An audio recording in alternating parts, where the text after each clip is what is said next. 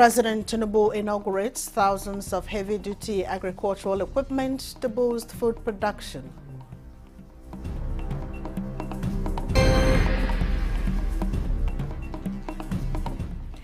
Heads of service across Nigeria converge on Abuja for integration of reforms in public administration.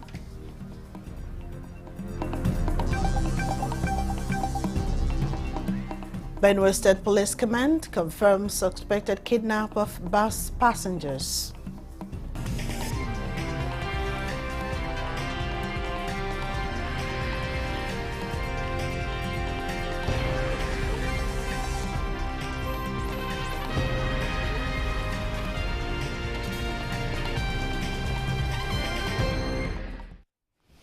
Hello and welcome to the News Desk at 3 on NTNS 24, coming to you live from Abuja. I am Nina Daniels.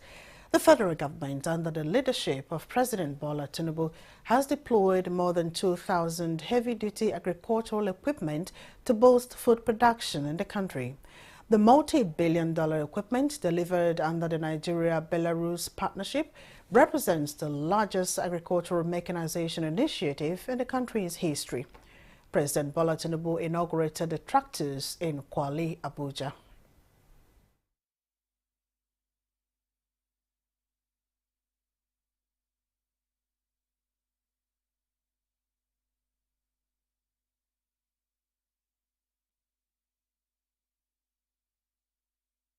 We made a promise when we came in.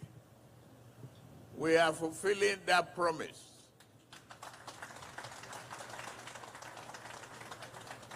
Two years ago, I sounded the alarm on our nation's food security. The crisis, I demanded immediate and innovative solution. That urgent call is answered today, and the first phase of it. This government recognizes that the agricultural productivity is synonymous with national stability and food sovereignty. The ability to nourish our population form the bedrock of a prosperous nation. Our ambition extends beyond mere self-sufficiency. We envision Nigeria as a global agricultural powerhouse. The second Nigeria-Brazil strategic dialogue mechanism, which will commence in Abuja Tuesday, guests on Good Morning Nigeria acknowledge, marks a pivotal moment in bilateral relations between Africa's largest economy and the Latin America's powerhouse. Describing the dialogue as a win-win, the guests are optimistic that with Nigeria set to sign over 30 memoranda of understanding with Brazil, the reciprocal appetite is setting the tone for deepening bilateral cooperation and improving trade balance. Lydia Sampson reports. The Memorandum of Understanding cutting across agriculture, energy, defense, creative economy and innovation sectors. The three-day event, guests on Good Morning Nigeria believe, offers a platform for Nigeria's President Bola Tinubu-led administration to attract new investment, enhance technical cooperation and deepen strategic business engagements. Whatever happens, the dialogue continues. So we continue to push forward bilaterally through diplomatic channels.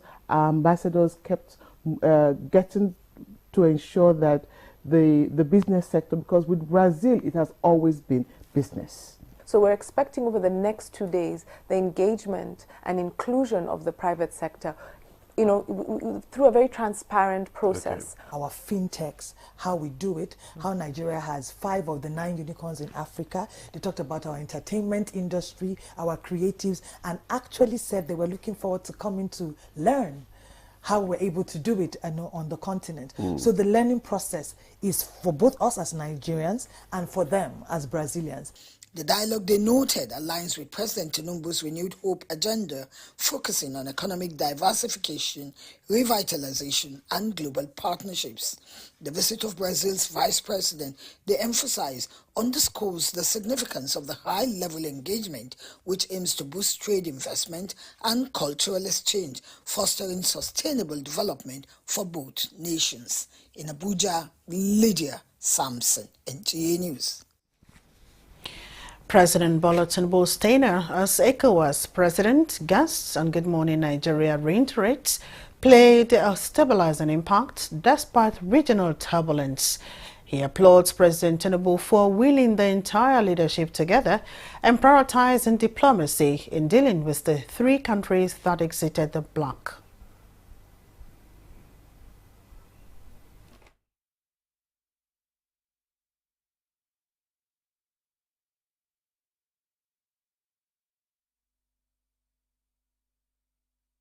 The major focus now is to wield the regional body together, is to integrate them as much as possible, especially how to woo the three countries that are exiting, because they are significant. With the exit of these three countries, ECOWAS GDP of almost $800 billion might be seriously impacted. Don't forget that in terms of security collaboration, the Sahel states are very crucial. Badabio has a lot of work to do, especially convincing these countries to either come back into ECOWAS or to continue to collaborate with ECOWAS. As the Commission chairman has said, the Commission chairman has said, negotiation is still ongoing. So we hope that at the end of the day, reasons will prevail, and the three countries that have exited ECOWAS will be brought back. Of Sierra Leone, who succeeded President Bola Tinubu as ECOWAS chairman at the 67th summit, the guest reiterates must build on the achievements of President Tinubu to restore democracy, enhance security cooperation, boost economic integration, and reform ECOWAS institutions. The National Assembly has assured Nigerians and the international community of an inclusive and far-reaching constitution alteration process that will address citizens' aspirations and deepen democracy in Nigeria. Deputy Speaker of House of Representatives Benjamin Kanu said that this at a dialogue with the diplomatic community at the National Assembly. Kalu, who chairs the House Committee on Constitution Review, also sought inter-parliamentary cooperation and technical expertise from the international community to enrich Nigeria's constitution reforms.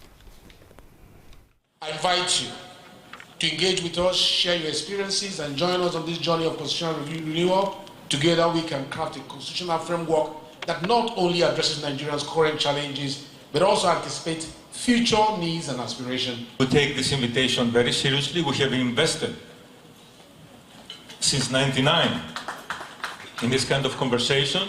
And I know that many parliamentarians in the UK are very interested in the constitutional review. You've had a number of visitors recently, both ministers and MPs.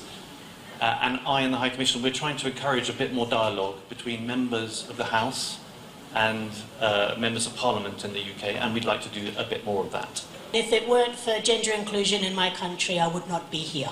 And I commend you again, Deputy Speaker, for this initiative to invite the diplomatic community to be a part of your journey. Moving forward, you are ready actually to be involved wherever it is possible and wherever we have our ability to contribute.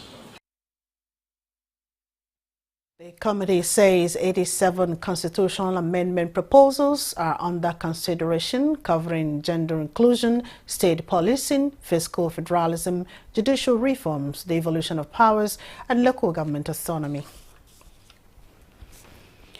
Heads of service of 36 states and the FCT are in Abuja for a study tour as a strategic tool to support ongoing reforms, leadership development and modernization of public administration. Head of the Civil Service of the Federation, DD Esther Wilson-Jack, says the tour will help identify effective ideas and models that can be localized to improve existing administrative systems in the state. Haman Jabani reports. The study tour by the state's head of service will provide first-hand insight into effective strategies in digital governance, performance management, transparency, and citizen-centric service delivery, while providing practical lessons that can inform policy making and implementation back in their states. The two-day study tour, head of the Civil Service of the Federation says, will help identify effective ideas and models that can be localized to improve existing administrative systems and spark reforms that align with modern public sector standards. Our objectives here are clear: to deepen our understanding of best practices in strategic planning, service delivery, and human capital management, to explore how digital tools and data-driven systems can reshape our operations for greater impact. Some of the participants speak on their expectations. It's transformation, total transformation of the civil service. And we'll have a lot of this to go on, and this will anchor on technology and innovation. A lot of trainings will also go into this process so that we have a knowledgeable civil servants. It's like a form of a peer review for the states. So as we're here, we've heard what other states are doing, and then when we get back to our states, whatever we feel that, you have to adapt to your own state. So when you hear and you are inspired by it, you take it back and you try to replicate. We're going to have collaborations with stakeholders, collaborations with the Office of the Head of Service of the Federation, so that we can go back home and develop the service in our states and local governments too. The tour, which will take participants through key federal ministries and institutions in Abuja, also seeks to strengthen the partnership between the federal and state civil services. Hamad Jabani, NTA News.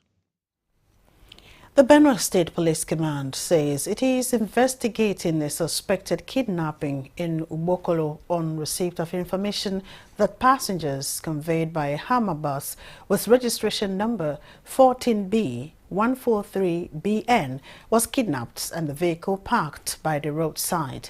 The command's public relations officer, DSP Udeme Edet, in a statement, explains that police tactical teams, the military and Benue State Protection Guards arrived at the scene, combed the bush and rescued one Paul Turner who escaped from the kidnappers. The statement adds that additional reinforcement has been mobilized to the area to locate other passengers. Meanwhile, a statement by the police public relations of Benue Links Nigeria Limited, Johnson Ehi Daniel, reveals that December was returning en route to Makurdi from Abeokuta and was attacked Sunday, June 22nd, 2025, around 6:30 p.m. at Eke in Oboko local government area. Governor Doyle Duri has directed all security agencies to redouble efforts to rescue and deal decisively with the hoodlums behind the abduction of Justice E.G. Omokoro, who was forcefully abducted from his vehicle at the Kilimanjaro Eateries opposite Ekiki Motor Park in Yenagoa. In view of this, the Bayelsa State Command is fusing efforts with other security agencies and reviewing video clips with other digital footages related to the event. Consequently, the Commissioner of Police, CP Francis Sidu Oloyenu, in a statement noted that a well-formatted crime mapping sketches is aiding ongoing law enforcement efforts being mastered in the rescue efforts.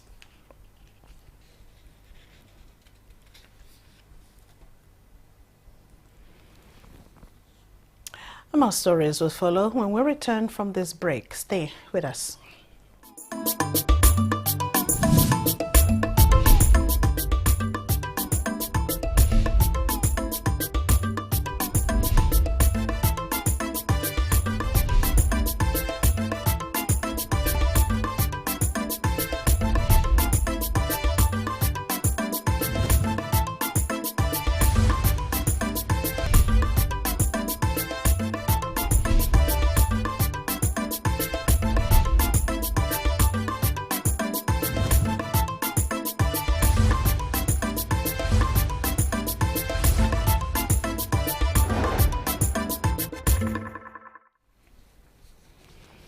Thanks for joining us again. Joint operatives of the military and the Nigerian Security and Civil Defense Corps have uncovered an illegal crude oil refinery in a vegetable oil production company in Onitsha, Anambra State. Uchenna Wokoyo has the details. The Nigerian Army in Onitsha, acting on intelligence, discovered that a vegetable oil manufacturing company identified as Transtech Group at Atani Road, Ogbaro, in Ogbaro local government area, is in the business of illegal refining of crude oil aside its primary duty of vegetable oil production. The joint personnel of the Army, the Navy, and the Civil Defense Corps conducted journalists around the facility. The discovery is contrary to allegations by the company published in an online media that the military invaded the company and carted away vegetable oil worth millions of naira. This is a joint operation with Nigeria Army and the Nigerian Navy. We discovered that there is also crude products and refined low-density AGO. So it's a mandate to arrest, prosecute, and jail anybody that found out to deal with illegal products like this. As I'm here now, I don't even know that this thing is remaining here, because my work is observing, staying at the gate and watch. So I don't know much about every other thing. The joint security operatives evacuated the crude oil to a non-residential area where it was set ablaze. All efforts to get the response of the Chief Executive Officer of the company, Chief Felix Ojimba, was not successful as at the time of filing this report. In Onitsha, Uchenna Wokoyo, NTA News. Widowhood for many women is accompanied not just by grief, but by layers of vulnerability. Globally, countless widows remain unseen and unsupported. As Nigeria joins the global community to mark the 2025 International Widows' Day, the federal government is offering renewed hope by launching nationwide programs aimed at empowering widows, including free enrollment into the health insurance scheme. Let's now join our outside broadcast team.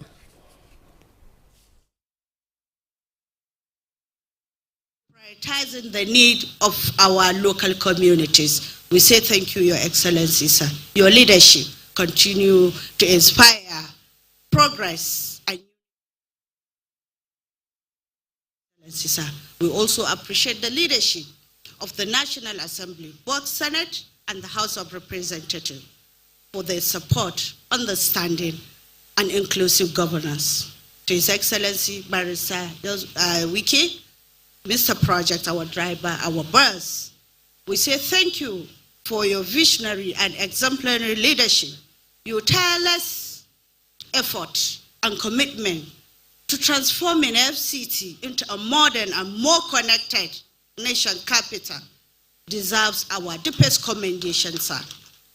To the partners, contractors, all the technical team, both in FCDA and the Satellite Town Development Department, STDD, we say thank you for your professionalism, dedication, and timely delivery. You can see this road specifically was completed within just on the 6 months period of duration.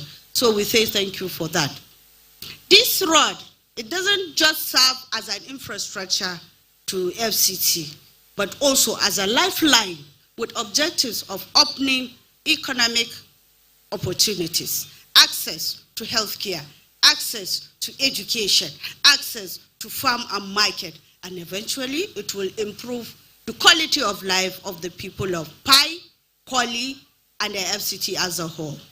For the good people of FCT and Pai people, we say congratulations for you being the beneficiaries. And we also appreciate your support, dedication, and patience, and your unrelenting hope. We really appreciate that. Your long dream, awaited dream, has today become a reality under the leadership of His Excellency Bola Ahmed Tinubu. We say thank you for your understanding. For our royal fathers, community leaders, our supporters, youth, and women groups, we say thank you, whose prayers and support keep us going on and on. We say thank you to you all. As we cut this ribbon today, I want it to symbolize not only opening the roads, but beginning of a brighter future that will bring us closer to our collective aspiration. Once more, I say thank you very much for coming and thank you for celebrating this important.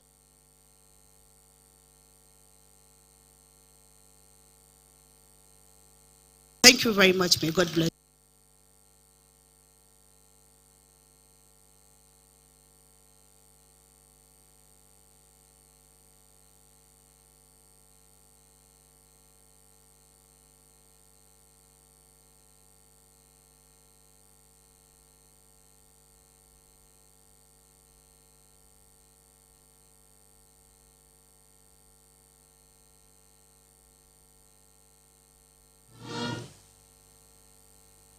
Thank you very much, Honorable Minister of State, for delivering that well thought out vote of thanks.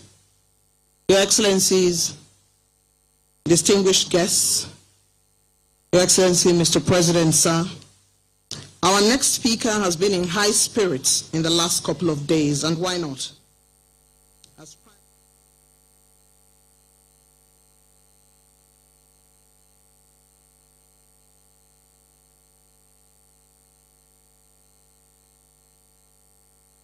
CDA, Presidential Commissioning or Flag Off